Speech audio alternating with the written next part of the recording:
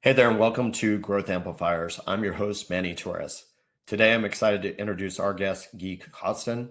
He is the CEO and founder of Dakota, a company in investment services that's helped clients raise more than $40 billion since its launch.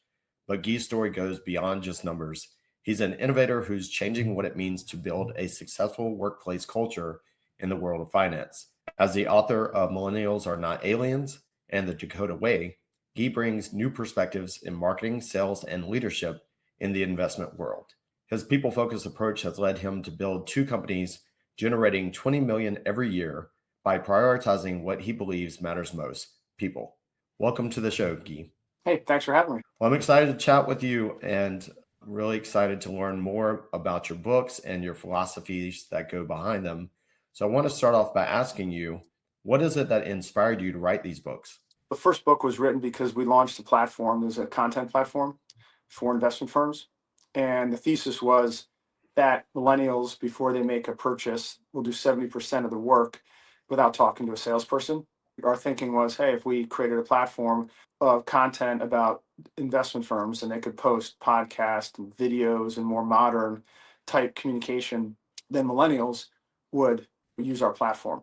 And so I wrote a book about how to basically, this is the millennial generation. We debunked it.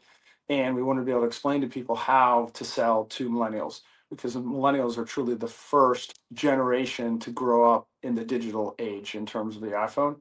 And so it really was just a book about, hey, this is who they are. They're not who you think they are.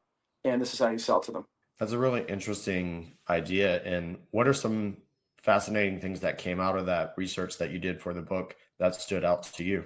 Really, the number one thing, I was pretty lucky because I had a bunch of millennial kids, right, and Gen Z kids that they've grown up on video, right? So if you take my generation, Gen X, when we look for something, we're going to Google, they're going to YouTube. So like in the old days, you would buy a product and you'd have a manual that would come along with the product. There's no manual required because you YouTube if you have a problem. It doesn't matter what it is. So then I was watching a movie last night and the guy goes to YouTube how to pick a lock. You know what I mean? So that was really the thing. And before COVID, because this book came out just before COVID, that wasn't the way that the older generations weren't into video. Now, video became a lot more. It's still not there to the older generations because they're scared about being on video. But that was really the inspiration because we wanted to create a platform. Unfortunately, that platform failed. And then we had to pivot. We created another platform that's been successful. So it's been quite a journey. Yeah, and I think being an entrepreneur, it's all about that journey. And you have those high points and low points. What are some things that hitting those struggles taught you about running a business? I think I'm doing my third book. It's almost finished, called Be Kind. It's a lessons learned in leadership, and it's a work in progress, but trying to combine kindness, which doesn't always exist in the workplace, with a hard charging culture. So if you really want to get after it and serve your customers and act professionally and play at the highest professional level, does it have to be done in a way that hurts individuals, or can you do it where you can do it with kindness, where it's actually encouraging, if you will? At the end of the day, the biggest lesson I've learned, bottom line, is every company, every business is a people business. And really the success of any business comes down to how the leader decides to treat people and the standards they set. And if you set certain standards in a certain way, I'm going to tell you, everyone complies. And if they don't, they leave. But you, as I say, you can have your cake and eat it too. You actually can have a hard charging professional culture, serving your customers, getting it after every day, and do it with kindness. You don't have to do it being a jerk or unkind, however you want to say that. And I think that's a great point. And I know you mentioned generational gaps a few times, and we work with a lot of accounting practices, a lot of financial practices, and a lot of those companies are being led by boomers who are exiting the workforce. And there's a younger generation coming in. And a lot of times there's distrust, there's misunderstandings, and sometimes the way that they approach business and the work that they do can lead to some of those times where they're not being kind because they don't understand. What are some of the things that you've seen that can help people navigate that new workforce where it's a blend of those different age groups? So what I learned in writing this book is that every generation, the generation that's coming up behind the current generation, they all believe that generation is entitled. It's human nature, right? They can't accept the fact it's like, oh, you didn't have it like I had it. You guys. Also, if you're over 45 years old, You grew up in the 90s, 80s, 70s, sometimes the 60s. When you grew up in a heavy teasing culture, you might even be too young to actually know what a practical joke is, right? You do a practical joke today, you're going to jail. You know what I mean? But you grew up back in the day, that's all there were, practical jokes. Crazy stories of people doing crazy stuff that was normal, but it has lasting impact on people and trauma. And so when I look at these generations, if you're some that's years old, I think you really have to take, it's a little bit like when you're a kid and you're 13 and you're at your friend's house and you throw a baseball through their window by accident, right? Then 20 years later, you come back and you're 33 and you're successful and put together and the whole thing. And the dad looks at you, he still sees you as a 13-year-old and he threw the baseball through the window. You know what I mean? Like at some point, the older generations have to get the fact that this is not an entitled generation. They're not playing foosball. I have so many millennials and Gen Zs, Gen Ys on our team, and I see none of that. And we have an 85-person team. They're hardworking, they're conscientious, but importantly, they want to be led. They want to work hard. You know what I mean? I just think setting standards in the workplace is the thing to do, and then not judging. Because if you can get your job done every day in 2 hours and it takes someone else's 8 hours, shame on them. They can get it done in two. So I just think there's having a level of compassion, but it's incumbent upon the leader to set the standards. And if people aren't stepping up to the standards, that's a whole nother conversation. I like that you mentioned that getting work done in a certain amount of time. Obviously, the work culture has changed a lot from being in the office early, leaving late. But again, is that really effective if you're just sitting still and not doing anything, just waiting for the clock to strike 5 or 6 o'clock? And I do like the fact that nowadays more companies are looking more at the productivity of what you're getting done. And many times, some of these younger professionals, they're able to leverage tools. Obviously, AI is a big one that's coming up to get more done with less and use more leverage. And that's really important what you mentioned about being able to see their values and their strengths and what it can bring to your team. Is that something that you've seen where that younger generation starting to bring new ideas and ways to leverage technology to get more done with less? Oh, there's no doubt, right? They're really good at using ChatGPT for everyone's using chat for email, reviewing emails, come up with good, better emails, marketing, copy, all that good stuff. Yeah, there's no doubt. You made a comment about the 5 o'clock thing. I would never want to create a work environment like that. It's like there's like someone's watching all the time. It really does come down to you and what you want out of life. And we're here to help you get what you want out of life, but you have to be a participant in that process. My whole goal is to help other people get what they want out of life. That's my mission, has been since 2011. But you have to be a willing participant in the process. Listen, if it takes to stay to 8 o'clock to get the job done, then stay at 8 o'clock. Right. But for the most part, if you can't get it done in 8 hours during the day, there's something wrong. It's like there's no sense in just wasting time in the office. You want to be productive. Very true. I'd like to pivot back a moment. You had mentioned about the modern sales strategies.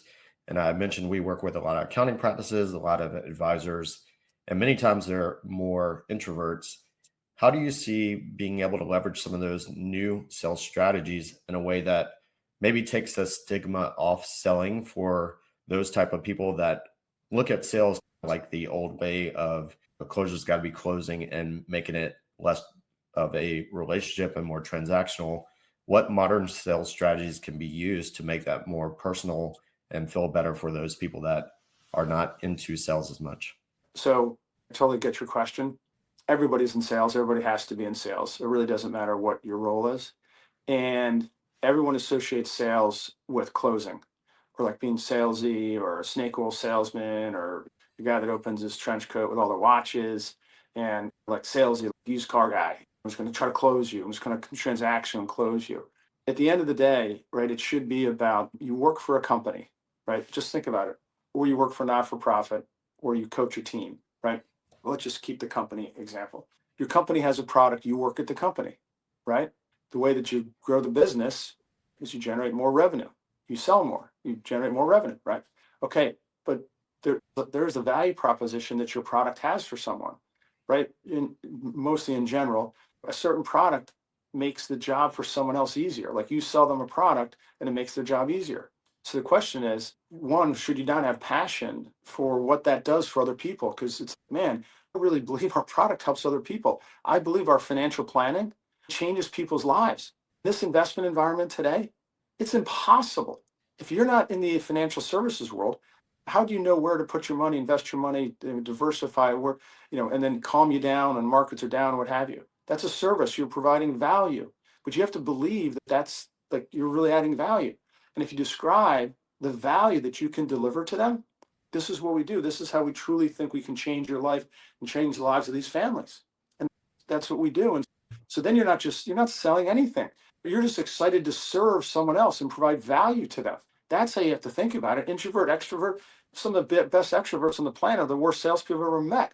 You know what I mean? Talk a lot, right? But if you describe the value, hey, when you sit down with someone, you ask them questions and you learn about them. And then you tell them, look, this is why we exist, right? Look at the stock market, look at all the stuff going on. Where do you put your money? How should you invest? How should asset allocation, right? We're here to be your guide. So that has to do more with service than it does sales. Because if you're going to be of service to other people, which I believe that should be everyone's mantra, because it's not about you, it's about them. You serve other people. And then if you believe in your product, you work at a company. If you don't believe in the product, go to another company. If you believe in the product or the service, then you should be excited to share the value that you can deliver to them to change their lives. So to me, it's not sales, it's really a service and value. I like that. And the two words that really stuck out to me that you mentioned were transformation, which is what is that before and after state of your customer, your client, before you've worked with them and after when you made that transformation where you've made that impact. And then obviously you mentioned serve. And the flip side of that is disservice. So if you're not able to make that offer to them to help make their life better, it's actually a disservice, because what happens to them when they don't get that solution that they needed, they don't get that transformation, you're actually providing a disservice to them. So I really appreciate the way that you laid that out. Guy, you obviously have written books, you've built great culture, and you inspire others. Who inspires you? Oh man, it's a lot of the people that I've been lucky enough to work with.